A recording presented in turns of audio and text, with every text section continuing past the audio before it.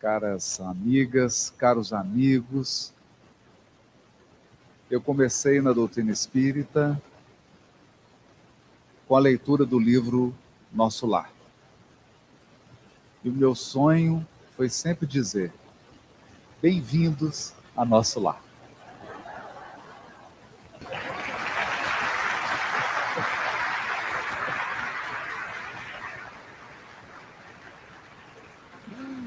Queria agradecer aos amigos, irmãos, queridos, Emanuel Cristiano, Ari, em nome de quem eu cumprimento toda a diretoria, todos os trabalhadores dessa casa abençoada.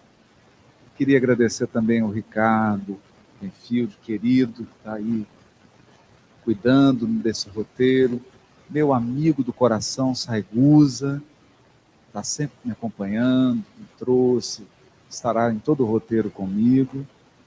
E quero cumprimentar também a todos os expositores que passarão por aqui, promovendo esse evento tão importante na pessoa do meu querido César Said, sua esposa querida que está aqui acompanhando ele. Muito obrigado pela presença de todos vocês. Eu gostaria de convidar a todos para uma reflexão em torno do Sermão do Monte. Uma das frases mais desafiadoras de Jesus para nós que nos debruçamos sobre o seu Evangelho, tentando estudá-lo e vivê-lo, é a seguinte frase: as palavras que eu vos digo são palavras de vida eterna. Isso significa que nós devemos fazer um esforço imenso para transpor geografia, história, contexto sociocultural e mergulhar na essência eterna dos ensinos de Jesus. O Sermão do Monte, nós sabemos, foi proferido às margens do lago de Genezaré, há 2000 anos atrás. Mas as palavras proferidas não foram somente para aquele tempo. Não foram palavras somente para pessoas que viviam naquela região, para pessoas daquela cultura, para pessoas que possuíam uma compreensão e uma visão de mundo de 2000 anos atrás. São palavras vivas hoje. Então eu peço o auxílio dos amigos espirituais que orientam essa casa para que possam nos inspirar a fim de que eu consiga ser um instrumento de sintonizar essa luz imperecível que verte do Evangelho. Emmanuel, no prefácio do livro Vinha de Luz, escreveu: o Evangelho é o sol da imortalidade. Sol da imortalidade, que o Espiritismo reflete com sabedoria para a atualidade do mundo. Então eu trouxe, para começar a falar do Sermão do Monte, um fato atual. Hoje eu recebi uma reportagem de um amigo psiquiatra. Eu vou ler a chamada. Holandesa de 28 anos escolhe a eutanásia devido a problemas de saúde mental intratáveis.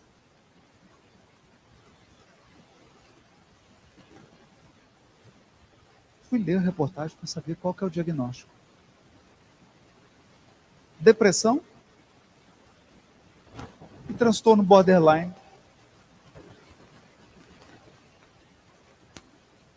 Eu falei, gente, traz a moça aqui que a gente trata.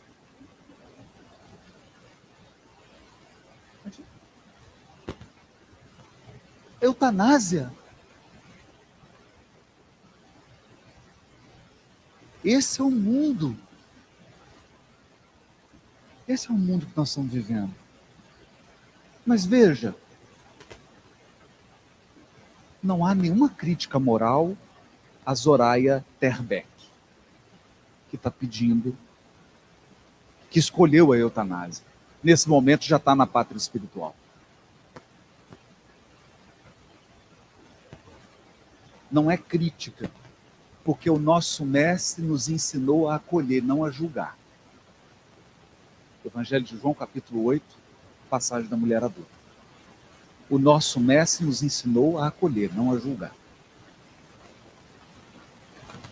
Mas Allan Kardec havia nos advertido.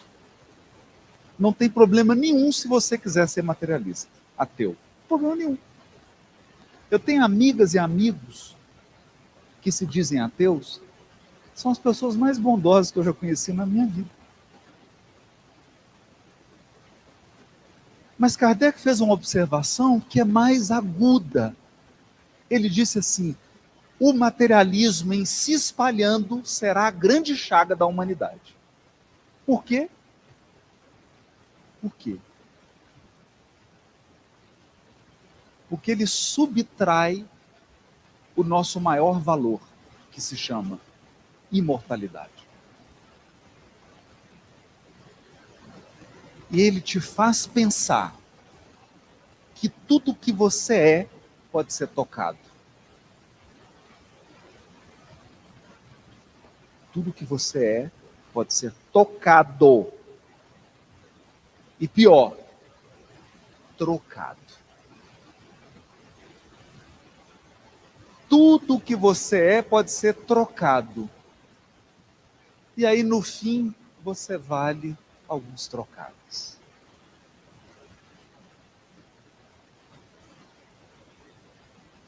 É isso que nos conduz. Então, nesse tempo de escuridão na alma, de desorientação da alma humana, nesse tempo de desorientação social, desorientação das instituições, instituições que não conseguem cumprir suas missões, espíritos que encarnaram com responsabilidades e que são conduzidos aos seus postos de compromisso e não cumprem 1%. Transição no auge. Profunda transição. É nessa hora, sem nenhuma poesia, sem nenhuma metáfora, nós precisamos de um sol. Nós precisamos de uma nova alvorada, onde as pessoas têm um valor por aquilo que elas têm de invisível, onde as pessoas tenham valor por aquilo que não pode ser tocado, nem trocado. Espíritos singulares, criados por Deus de forma singular, num gesto infinito de amor. Seres destinados aos mundos celestes. E, portanto, em processo de lapidação no mundo de expiação e prova, que é o segundo degrauzinho só. É bom que se você cair, você só volta um degrau, vai para o mundo primitivo. Temos muitos degraus ainda. Muitos degraus. Mas veja, Se o mundo atual nos traz esse tipo de situação estarrecedora, e eu digo estarrecedora por quê? Uma eutanásia por alguém que está com depressão? No Hospital Psiquiátrico Espírita André Luiz, em Belo Horizonte, são acolhidos 6 pessoas por dia que são internadas com depressão para tratamento.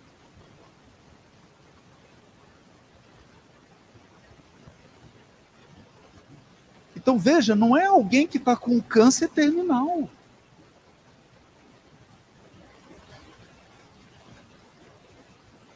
Nós estamos falando de um sofrimento que é intrinsecamente psíquico.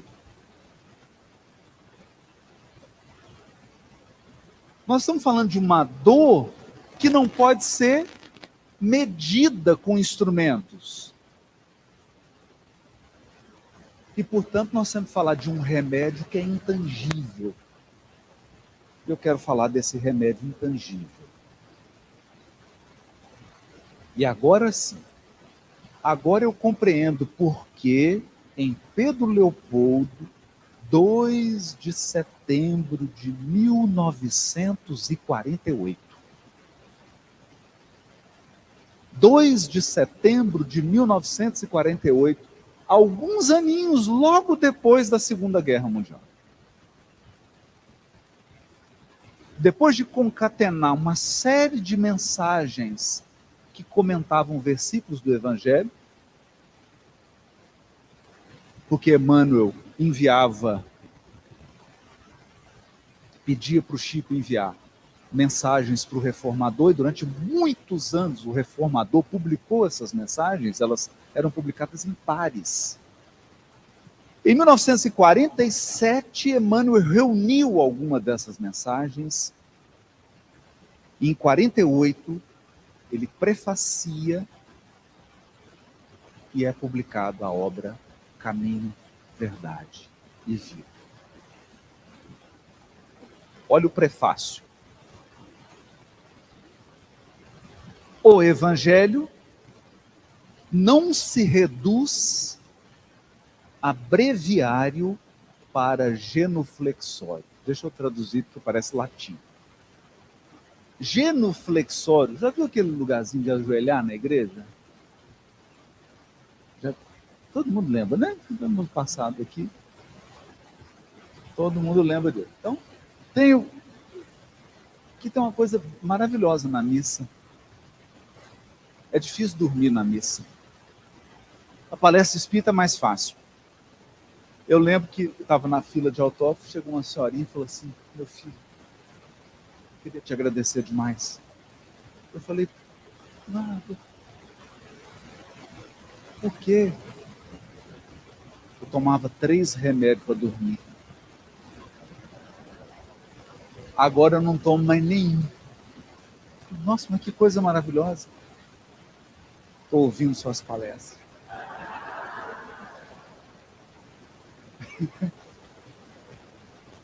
Eu senti que... Vai que a indústria farmacêutica descobre isso, né? Então, na missa é difícil.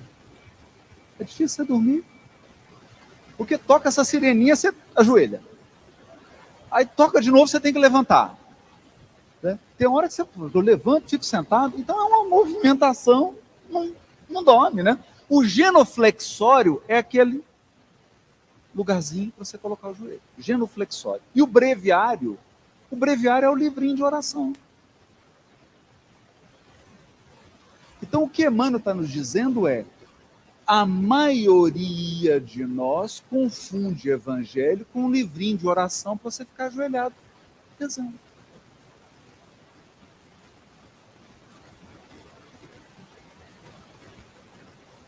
Bom, eu posso orar usando o evangelho? Posso, não tem problema nenhum.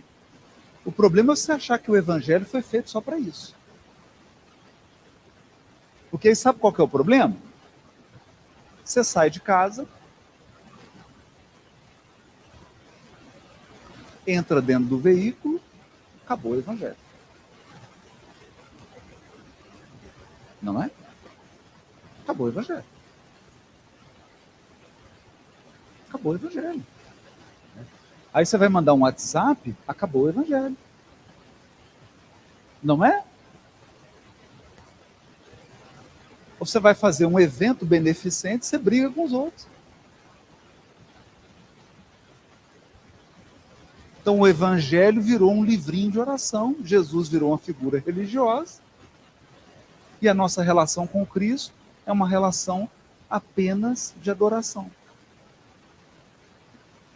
Então Emmanuel chamava atenção para isso. Por quê? Porque na Segunda Guerra estavam as nações cristãs da Terra.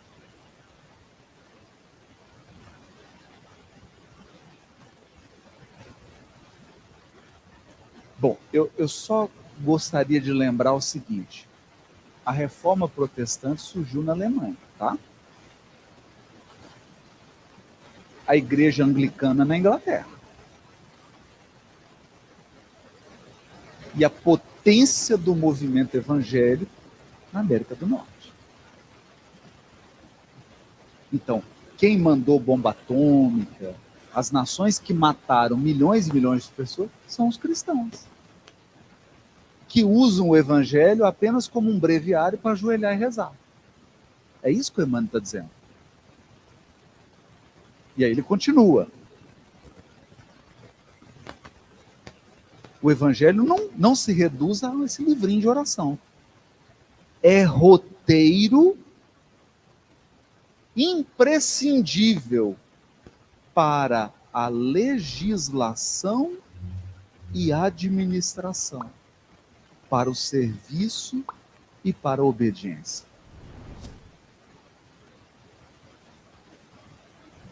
Então nós temos, nas palavras do Cristo, orientações para a administração pública, para a administração das empresas. No entanto, nós preferimos construir teorias de administração da empresa completamente contrárias ao Evangelho do Cristo. Por quê? Porque hoje burnout é uma das grandes... A moça que eu acabei de ler aqui também tinha burnout.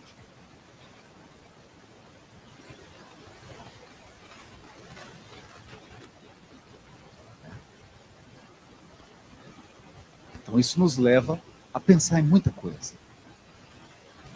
Aí ele continua. O Cristo não estabelece linhas divisórias entre o templo e a oficina. Então, eu sou cristão no templo, fora do templo. Fora do templo eu sou a fera. Toda a terra inteira, o planeta inteiro, é seu altar de oração e seu campo de trabalho ao mesmo tempo. Então, você é administrador de empresa? É administrador de empresa? Então é na sua administração da empresa que você tem que mostrar o evangelho. Você é comprador da empresa? Você que compra? Então é comprando que você tem que dar o testemunho do evangelho. Você é vendedor? Você vende? Então é na venda que você tem que dar o testemunho do evangelho. Porque a terra inteira. Quem separou mundo sagrado, mundo profano, fomos nós. Isso não existe não, gente. Não existe.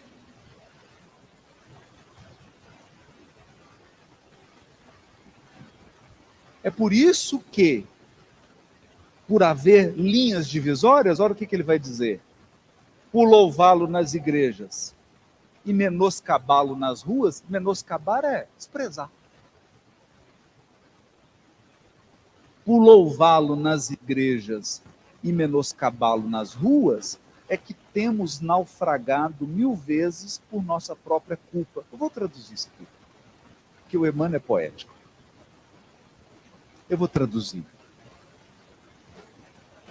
Eu vou falar do júri, do médico, de 35 anos, de medicina que tomou uma fechada no trânsito, saiu do carro com uma arma e deu 5 tiros no jovem que deu a fechada para ele. Aí chegou no júri, a hora que a gente foi interrogá-lo, ele começou a chorar e falou assim: doutor, destruí minha vida.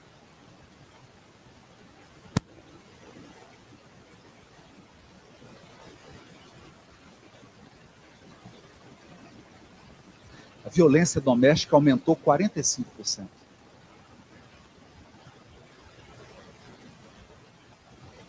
Louvá-lo nas igrejas e menoscabá-lo nas ruas. Não é? É por isso que quando uma pessoa me diz assim, Jesus, eu arrepio. A pessoa manda no e-mail assim, se ela terminar assim, Jesus, eu falo, já dá um... Eu lembro que eu estava numa reunião de desobsessão e eu dialogava com o Espírito. Aí eu falei assim, por que Jesus? Ele falou assim, não pronuncia esse nome. Eu falei, por quê? Porque os seguidores desse seu Jesus entraram na minha casa, estupraram a minha esposa, minhas 2 filhas, mataram elas na minha frente e depois me mataram.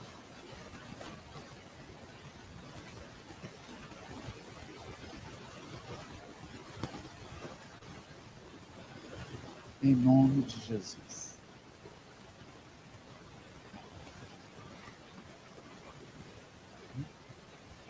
Eu estou trazendo isso para dizer o seguinte: nós viemos aqui refletir sobre o Sermão do Monte, mas não o Sermão do Monte do gogó,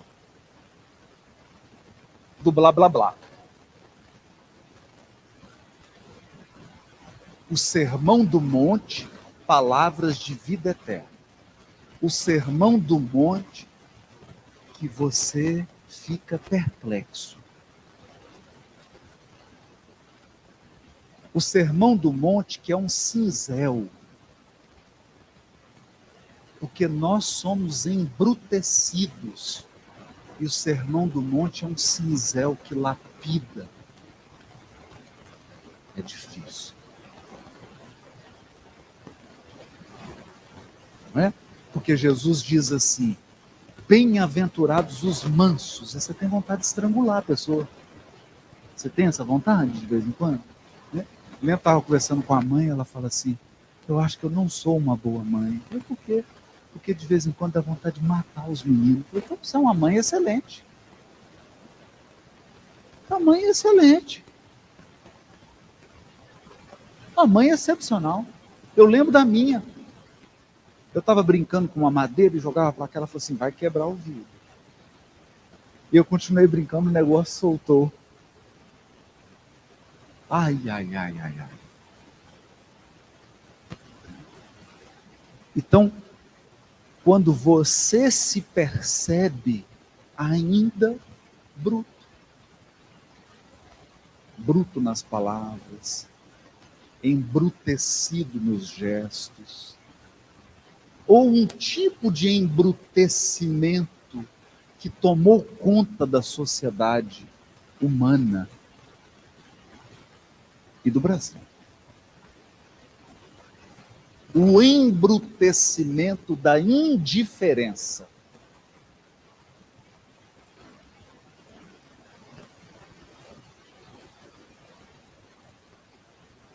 Da total falta de sensibilidade ao outro, ao humano.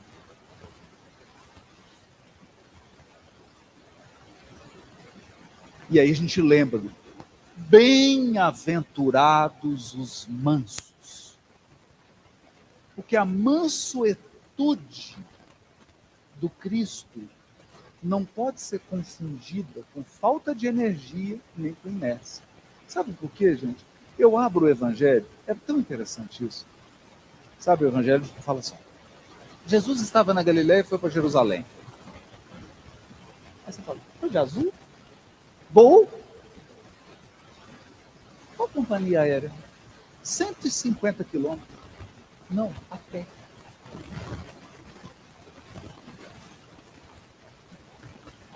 A pé. Então, você quer ser manso? Então faz assim, 150, mais 150 para voltar, 150 de novo, mais 150 para voltar, anda aquele lago de Genezaré. A caminhadinha de Jesus é 15 quilômetros por dia. Atendendo pessoas de 7 da manhã até de noite. Então, não é a mansuetude da inércia. Não é a mansuetude das férias. É a mansuetude de quem compreendeu que a única força da violência é despertar a violência.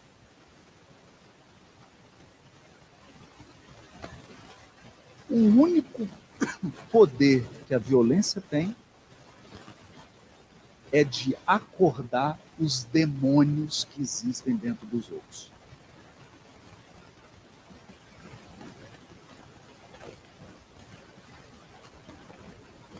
Porque toda vez que você começa a ficar violento, você desperta o pior no outro. O pior. Então a mansuetude é saber lidar com o melhor do ser humano.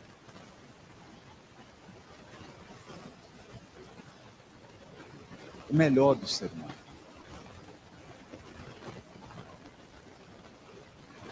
Isso é mansuetude. É entender a nossa humanidade. Entender que nós erramos, que nós temos carências, que nós temos dificuldades. Entender que ninguém gosta de reconhecer que tem dificuldade. É isso. Então, mansuetude é isso. Não é? Porque vamos imaginar Jesus lidando com a mulher adúltera. Veja se há alguma fragilidade ou se há alguma falta de postura em Jesus. Ele está quieto, trabalhando, chega um tanto de gente com uma mulher adúltera.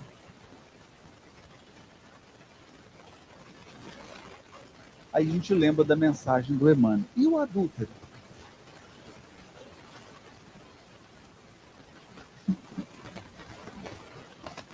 E o adúltero? O adúltero foi poupado. Porque essa é a... Veja. O adúltero foi poupado. Porque essa é a diferença entre vingança e justiça. O que eles estavam fazendo ali era vingança, não era justiça. É vingança. Então, Jesus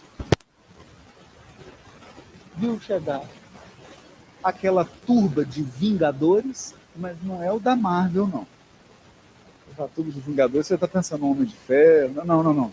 Aquela turba de vingadores, o que ele fez? Abaixou a cabeça.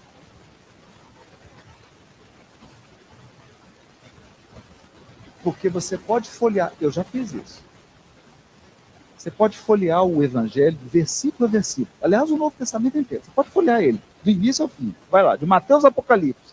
Vai 200 vezes. Você nunca vai ver Jesus saindo do lugar dele para colocar defeito nos outros. Você não vai encontrar isso. Você não vai encontrar Jesus falando assim. Pedro falou assim, Senhor, onde nós vamos agora? Vem cá, vamos falar umas verdades para aquele fulano que está precisando. O que você está fazendo aí? Eu sou Jesus, você sabe que você está errado, né? Você viu isso no Evangelho? Essa passagem não existe. Jesus nunca saiu do trabalho dele para provocar quem quer que seja, para acusar quem quer que seja, para colocar defeito em quem quer que seja. Nunca. Nunca. Nem com os vingadores. Os vingadores chegaram com a mulher.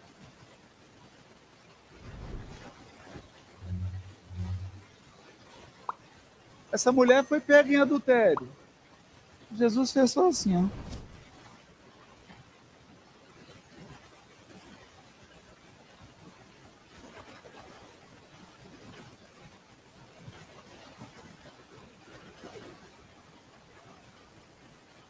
Tem nada a ver com isso. A lei divina está na consciência. A lei divina não está na sua palavra. A lei divina está nas consciências. Baixou a cabeça. Aí. O problema é que o povo é inteligente. O povo é inteligente. Aí eles falaram assim, agora nós vamos trazer ele para o debate. Moisés manda apedrejar. Aí Jesus... Agora sim. Porque aí, primeira revelação, segunda revelação. Agora a questão tocou na missão de Jesus. A Moisés, agora eu tenho que comentar, porque agora não é um caso particular, uma vida particular, o que a pessoa está fazendo da vida dela. Porque Jesus sempre, durante toda a sua passagem pela terra, ele praticou a campanha a favor da vida. Cada um cuida da sua.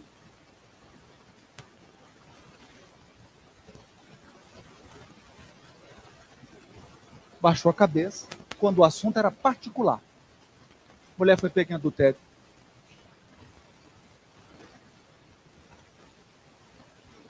Isso aí é assunto dela, do marido. Não é? Mas quando Moisés, porque agora eles estão invocando um costume religioso, apedrejar em nome de Deus. Interessante, né? Em nome de Deus eu vou te matar. Aí Jesus falou, eu não posso ficar sem me manifestar sobre isso. Porque agora ele está diante de um costume perverso, equivocado, de uma deturpação da interpretação de Deus. Porque nenhuma lei de Deus nos autoriza a fazer mal ao próximo. Nenhuma lei de Deus nos autoriza a fazer mal ao próximo. Então, se você está fazendo mal, não coloca Deus nisso. Você está sozinho, está sozinho. Você está por conta própria. Não coloca Deus nisso. Então, nesse momento, Jesus se manifesta. Mas olha a sutileza de Jesus. Não é? Que, se fosse eu, o que eu faria?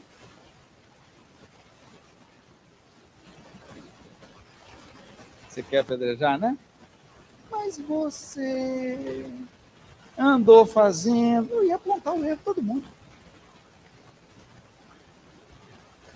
Não podia fazer isso? Ele não podia fazer isso? Chamar um por um, pô. Você fez isso. Ia sair todo mundo envergonhado.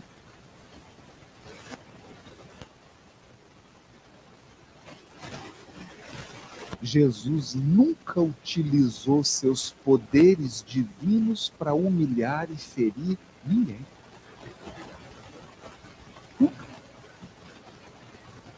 Ele só falou assim, vocês estão querendo apedrejá-la? Quem tiver sem pecado, atira a primeira pedra. Então, pode apedrejar, mas tem que ser puro.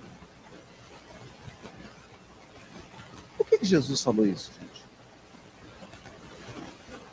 Porque quem é puro não tem tempo para apedrejar ninguém. Quem está trabalhando não tem tempo para criticar o trabalho de ninguém. Quem está fazendo bem não tem tempo para poder feito no trabalho do bem do outro. Quem tem tempo para criticar os outros? Quem? Quem? Adivinha. Quem? Quem tem tempo?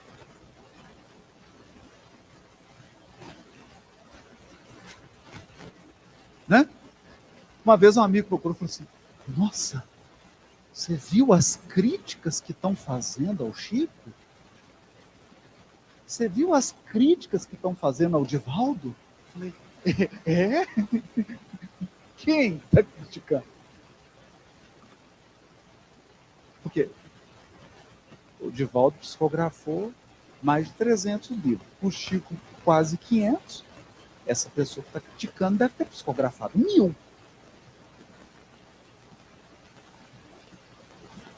Essa pessoa ela deve ter 150 anos de encarnação dedicada à mediunidade. Essa pessoa deve ter atendido 1,5 milhão de crianças dentro da casa dela. Ela tem lá na casa dela quantas crianças? 1,5 milhão de crianças. Porque para criticar esses dois, no mínimo você tem que ter feito o dobro. Agora, tem gente que já fez o dobro? Tem. Tem. Doutor Bezerra. Joana. Doutor Bezerra está criticando alguém? Hã? Vocês estão vendo aí doutor Bezerra aqui na praça, em Campinas, postando no Instagram, criticando alguém? Hã? Não. Não. Quem está no trabalho do bem não tem tempo de atirar pedra. E quem é puro já tomou tanta pedrada que não quer nem pegar na pedra. Você quer ver uma coisa? Eu vou pedir para o Emanuel Cristiano entrar em contato agora, mandar um zap para Estevão. Estevão, que foi apedrejado. Emanuel Cristiano vai convidar Estevão para apedrejar. Ô, Estevão, vamos apedrejar uma adúltera? O que o Estevão vai falar para o Emanuel? Meu filho, você já foi apedrejado de verdade? Você já sentiu uma pedrinha batendo assim, furando? Você já desencarnou apedrejado? É isso que o Estevão vai te responder. Você não sabe o que é isso. Por isso que Jesus falou, Pai, perdoa, eles não sabem o que estão fazendo. Eles não sabem o que eles estão fazendo. Porque existe uma pedagogia na lei divina que é aquilo que você faz os outros passar, você vai passar. Tudo que você faz o outro passar, você vai passar. Porque Deus é mau? Não. Porque a lei é pedagógica. Você só é capaz de avaliar o mal que você faz provando do próprio veneno. Então, por isso que puro não apedreja. Pode convidar, fica 1000 anos convidando o Estevão, ele não vai apedrejar ninguém, porque ele foi apedrejado. Então Jesus disse assim, quem tiver sem pecado, atira a primeira pedra. Aí foi saindo. Os que tinham mais pecado saíram primeiro. É interessante que o povo é organizado, fizeram uma fila. Quem que errou mais aqui? Não, eu errei mais. Não, então vai na frente. Se organizaram. Saiu. Ficou só a mulher.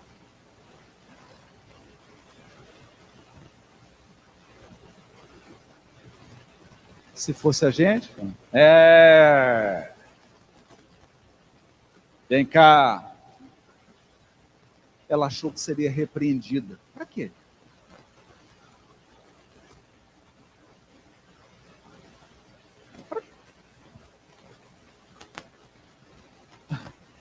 Quando o erro é grande, o primeiro a reconhecer é você. Talvez você seja o último a admitir, mas o primeiro a reconhecer é você. Não é? Você fala assim, ai meu Deus, agora eu exagerei. Você sabe. Talvez seja difícil admitir, mas saber que você errou, você sabe. Você sabe. Você sabe. Sabe por quê? Você tem consciência. Porque se você não tem consciência, ou ela está anestesiada, ou você está num grau evolutivo ainda que aquele ato, para você, ainda não é erro. Para você ainda não é. Então ele vira para ela e fala assim, eu também não a julgo. Agora aqui que vem um bonito. A orientação. Vá. Não peques mais. Mas o pecado aqui é no sentido do erro, do alvo. Não é no sentido religioso de pecado. É no sentido de repensa a sua vida, repensa os seus relacionamentos, repensa a sua vida afetiva, repensa a sua sexualidade, repensa essa relação que você está vivendo, essas relações que você está vivendo. Se valorize. Olha aqui, a única que está aqui sendo apedrejada é você. Né? Ou alguém aqui tem notícia do marido da mulher adúltera. Ele não foi exposto. O marido da mulher adúltera, ninguém sabe das negligências dele. Ninguém sabe do comportamento equivocado dele. Porque relacionamento é sempre eu e o outro e eu. Não tem relacionamento só eu ou só o outro. Ele foi poupado. O adúltero foi poupado.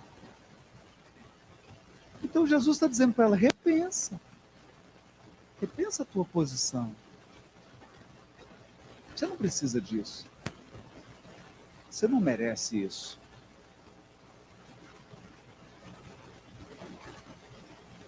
E pela primeira vez, ela tem diante dela um homem que não a vê apenas como um corpo. Primeira vez, ela tem diante dela um homem que a vê como um espírito imortal. Uma filha de Deus. Digna de todo o amor, de todo o carinho, de todo o respeito, de todo o afeto, de toda a autoestima. Pela primeira vez, ela tem diante dela um ser humano que não quer tirar nada dela. Ela tem diante dela alguém que não quer abusar nada. Alguém que só quer doar.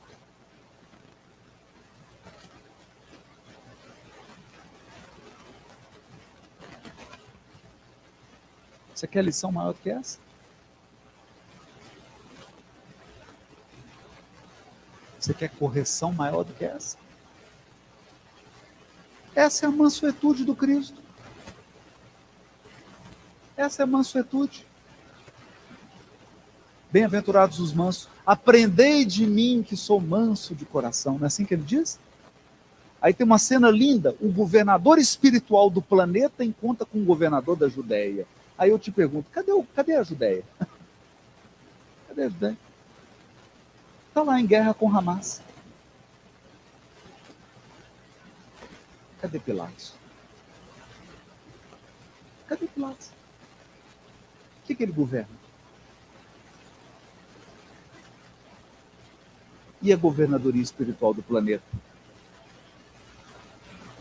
Intacto. Intacto. Pilatos passou, o Cristo continua. Governador espiritual do planeta. Agora, você acha que ele chegou lá e falou assim, você fica na sua aí. Quem manda aqui sou eu. Você governa o quê? Judeia? Eu governo a terra. Não é assim que a gente faz? Não é assim? Não é assim? Outro dia eu recebi um amigo, brincalhão, mandou uma mensagem para mim. Era um vídeo nos Estados Unidos, o policial parou o jovem para multar. Estava infringindo a lei de trânsito. O jovem saiu. Você sabe quem é meu pai? O policial, não, sua mãe não te contou?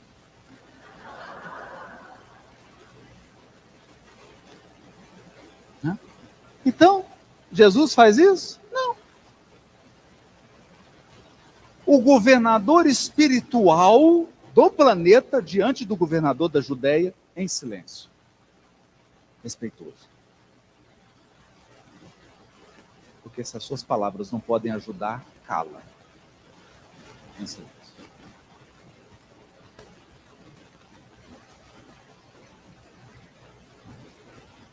Aí ele pergunta...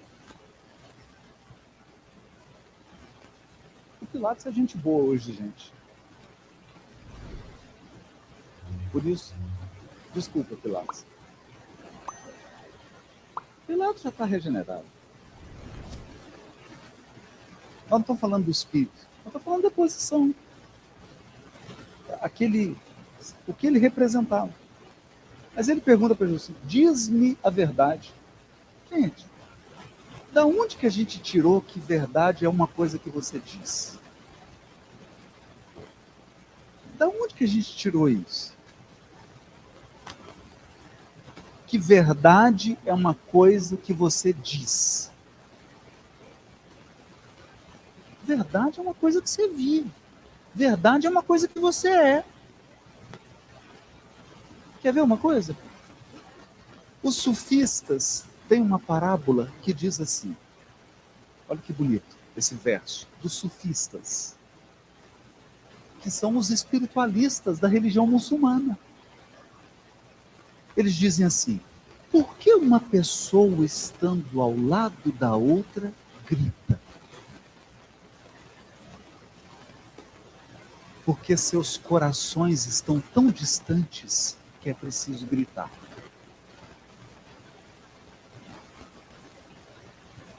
Mas o contrário é verdadeiro. E é por isso que quando os corações estão juntos, você não precisa dizer uma palavra. Já experimentou isso? Já experimentou isso? Já? Quem é que é mãe e pai de adolescente? Então você já sabe. Você sabe. Não é? Você chega no adolescente, faz assim nele, ele... Não é? Então você chega...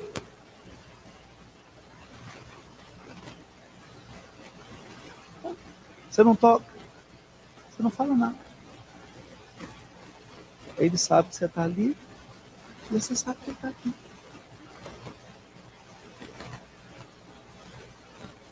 Os corações estão próximos, não é? Aliás, quando está próximo demais o coração, não fala, nunca estraga. Não é? Dependendo da situação, você fala assim. Não é? Então, quem nos ensinou que a verdade é algo para ser dito? Pilatos estava diante da verdade. Jesus não precisava dizer, eu sou a verdade. Porque tudo que ele fez, tudo que ele falou, tudo que ele viveu era a verdade. Só que Pilatos não chegava. E ele diz a Pilatos uma coisinha. Só tem uma fala que o Pilatos deve ter demorado assim, uns 1.200 anos para entender. Umas 10 encarnações para entender. Ele disse assim, nenhum poder terias sobre mim se não te fosse dado pelo alto.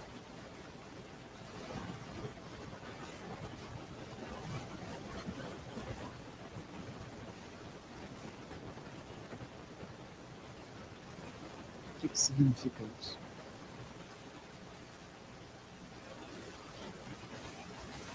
O que significa isso? Jesus está dizendo para ele assim: escuta, eu estou preso porque esse foi o combinado que eu fiz com o papai. Abba é papai. Esse foi o combinado que eu fiz com o papai. Papai pediu para mim: filho, se eles te expulsarem, sai.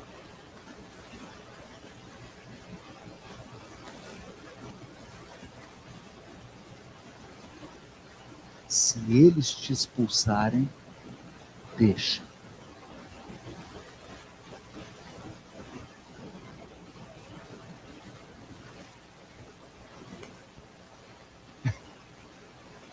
Porque você está achando que você tem poder para entrar na esfera do Cristo? Você está achando que alguém vai entrar no seu destino e fazer alguma coisa na sua vida se não houver uma permissão do alto? Em função das suas necessidades kármicas? Você está achando? Não.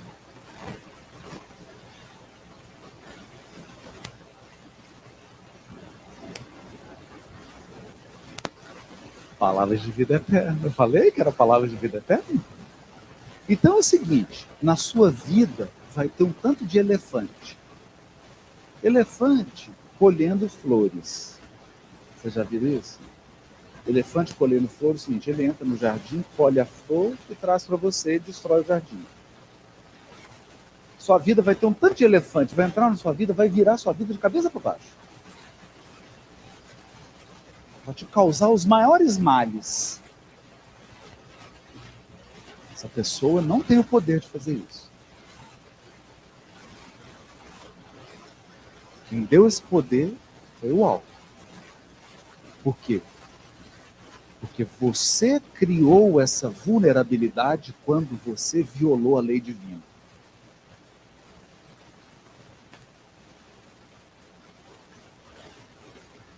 Quando você violou a lei divina, você se tornou vulnerável. Eu estava com meu amigo Quincas Veloso, querido Quincas. Gente, é uma família maravilhosa, a família Veloso é linda, não é? E aí ele me contou, ele me contou. Ele, Monte Carmelo, né? Mas nessa época ele estava em Uberaba, tinha um escritório de contabilidade, né? Entraram no escritório, destruíram tudo, roubaram tudo e destruíram tudo. Umas coisas engraçadas, né? A pessoa podia roubar com cuidado, né? Ficar assim, isso aqui é valioso. Isso aqui deixa organizado aqui. Né? Vamos levar só o que tem de valor, o resto deixa organizadinho. Não. Pegaram tudo de valor, destruíram tudo. Na hora que o Quincas chegou para trabalhar, olhou aquilo e falou: documento de cliente rasgado. De noite, trabalho com o Chico. Aí chega o Quincas na reunião para trabalhar com o Chico.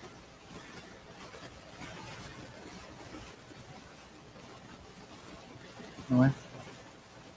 Tem uma coisa engraçada na evolução.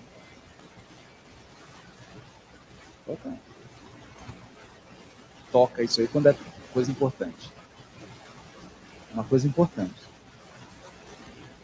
Todo mundo que está errando está rindo. Todo mundo que está colhendo está chorando. Gente, quando você está semeando o mal, é uma alegria. Você está alegre. Você está em festa. O choro é na colheita. Então chegou lá o Quincas. Eu tipo, o que foi, meu irmão? Ele contou a história. Aí o Chico deu um abraço. Olha que coisa, né? Deu um abraço nele. Pegou no bracinho dele. Chamou ele para a tarefa. Do bracinho dado. Andando. Bem-aventurados os mansos.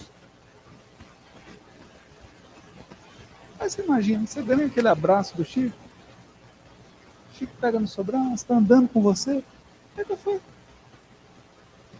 Acalmou, né? Na hora que está chegando na tarefa, ele fala assim: ô, meu irmão, é tão bom devolver.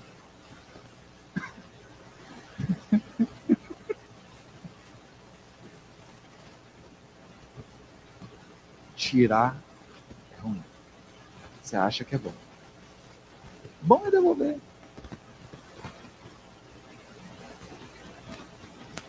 Bom é devolver. Sabe por quê? Porque aí você elimina a fragilidade kármica do seu destino.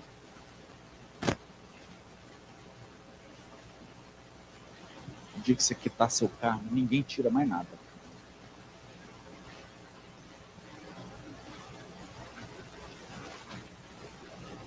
Está tirando porque você tem fragilidade na lei. Ou porque o amor te levou ao local da vulnerabilidade do outro. Ai, como assim, Haroldo? O espírito chega e fala assim: mãe, eu vou encarnar numa situação difícil. E vou desencarnar com 22. Não é para qualquer uma. Não é qualquer mãe que aguenta isso. Eu sei que você está em outra esfera. Eu não tenho nem coragem de te pedir o que eu estou te pedindo. Dá para você ir comigo? Ela fala: vou.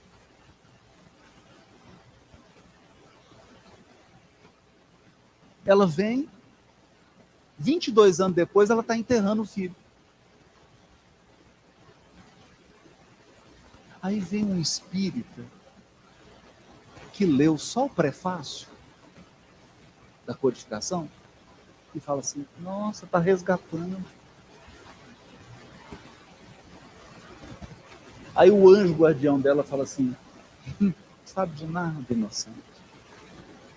Essa aí está em missão de amor. Se não fosse ela, ele não teria vindo. Haroldo, onde você tirou isso? Nosso lar. Nosso lar. Nosso lar. O filhinho médico, filhinho da mamãe, nunca lavou uma roupa, nunca passou uma roupa, nunca fez uma comida. Filhinho da mamãe, formou em medicina, estava onde? No umbral, André Luiz. E o pai? No umbral pior, com as duas amantes. E a mãe? Numa colônia superior ao nosso lar.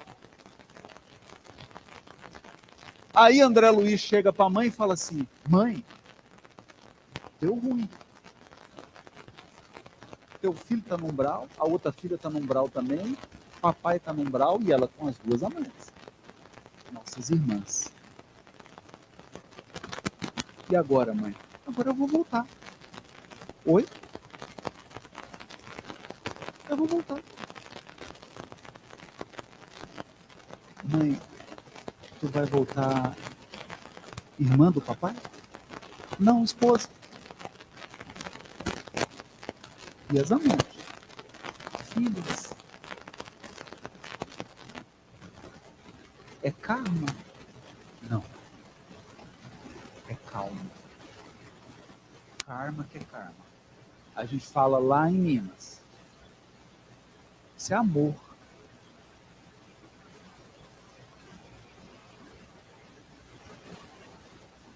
Isso não é karma, não. Isso é amor.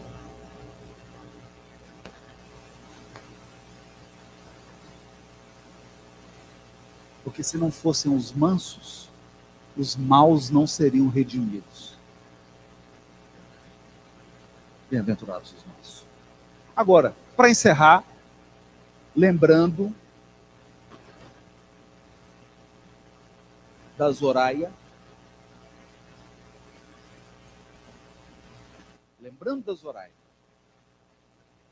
que fez a eutanásia, porque estava com depressão. Bem-aventurados os aflitos.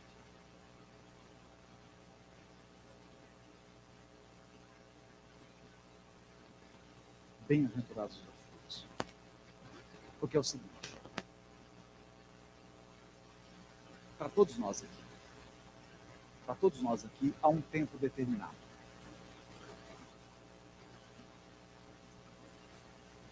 Todo encarnado vai desencarnar. Então, eu não preciso ser vidente, nem clarividente.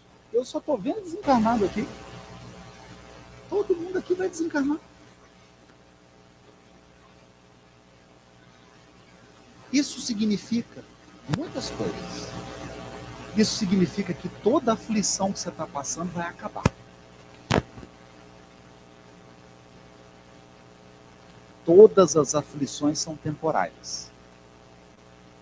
Mas eu tenho aprendido uma coisa com o Sermão do Monte.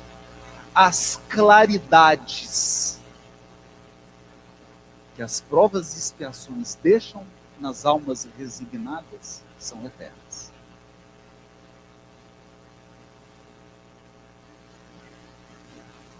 As provações e expiações são temporárias, mas nas almas resignadas, porque tem gente que tem o mal sofrer, gente. Ó, vou falar uma coisa. Tem gente que depois da expiação sai pior. Porque sai revoltado, rebelde, rancoroso, ressentido e pessimista. E para completar, o chantilly no bolo, reclamão.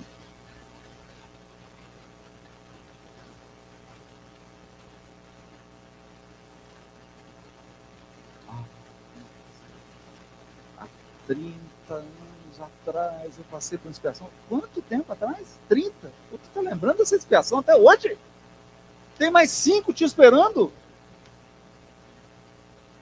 Perceberam? Mas a alma resignada, ela fala assim: nossa, foi duro. Quase que eu fui. Quase que eu fui.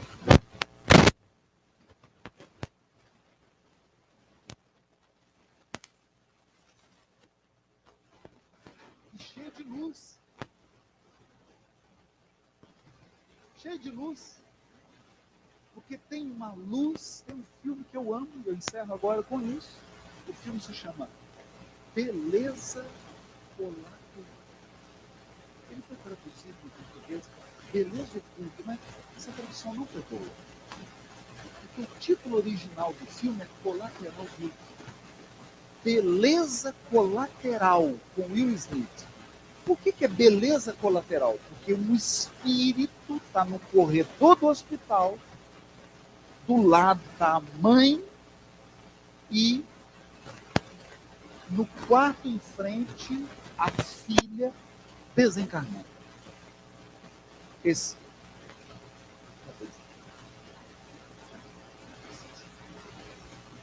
Aí senta a senhora e fala assim, só vira e fala assim: quem você está perdendo?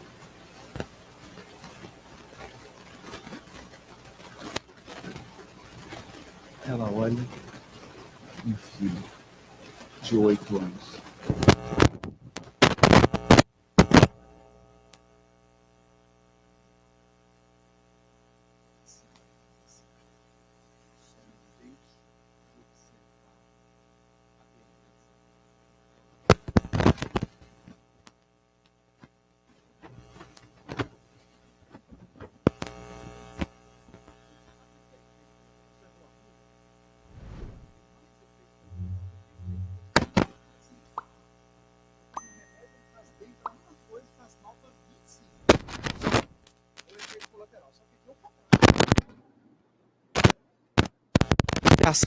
De uma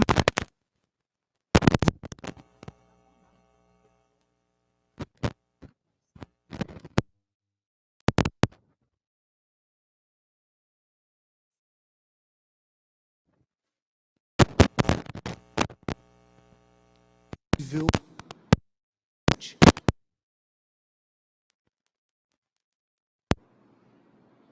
Porque quem não experimentou a dor é uma pessoa superficial, arrogante e narcisista.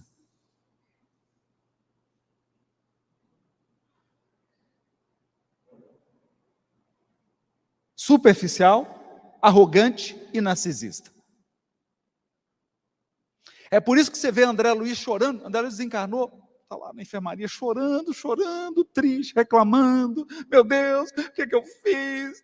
Que coisa, perdi. Chega o Clarencio. Bom dia, meu filho. Bom dia, não. Olha que situação. O Clarencio diz assim para ele: eu também já perambulei pelos abismos dos quais saíste.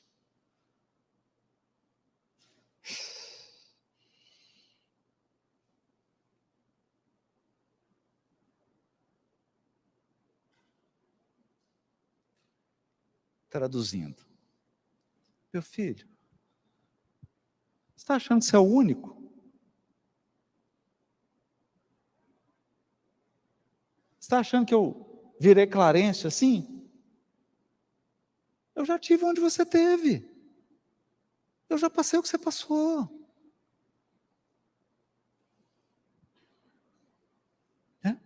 Então, sabe como é que é papo de espírito puro? O espírito puro fala assim: nossa, passei por essa expiação, passei por essa também. Você passou por essa? Passei também. Não, mas eu passei por uma outra, passei por essa também. Passei por essa também. Não, mas teve uma minha que foi horrível, aconteceu isso. Nossa, vivi uma dessa também. Aí você chega lá com 50 expiação e ele tem um cesto com 250, por isso que ele é anjo. Porque não tem anjo de papel, não tem anjo de cristal. Todo anjo é um diamante bruto. Se você tiver com dúvida, eu só quero que você leia Cipriana. No mundo maior, Cipriana com os 2 obsessores. Aí o sujeito fala: eu estou aqui, meu filho me assassinou, pegou todos os meus bens. Ela: vou contar minha história para vocês. Aí conta dela. Muito mais triste. Perceberam? Então, a bem-aventurança do aflito é que o aflito te torna uma pessoa presente, uma pessoa profunda, uma pessoa empática, uma pessoa sensível, uma pessoa respeitosa, que você sabe o que é sofrer. Enquanto você estiver fazendo caridade, você está no estágio. Você só vai entender caridade de verdade o dia que você precisar da caridade dos outros. Aí você vai entender caridade de verdade. Enquanto você está fazendo, você está no estágio.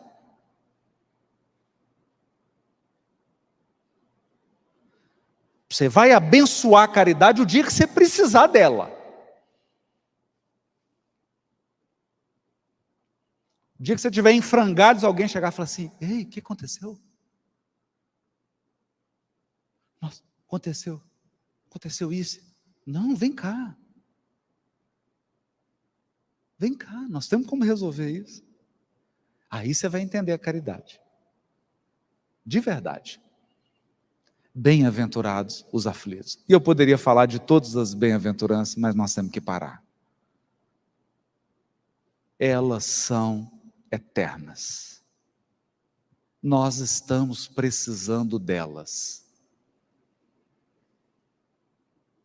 Nós estamos precisando delas. Para quê? Para a nossa felicidade conjugal, para a nossa felicidade familiar, para a nossa sanidade psíquica. Nós estamos precisando das bem-aventuranças. Não precisa ajoelhar. Não precisa. Nós estamos precisando das bem-aventuranças de verdade. De verdade. Muito obrigado pela presença de vocês. Muito obrigado por participarem com essas vibrações, dessas reflexões. E que o Evangelho possa iluminar nossa alma. é o nosso desejo. Boa noite para todas e para todos.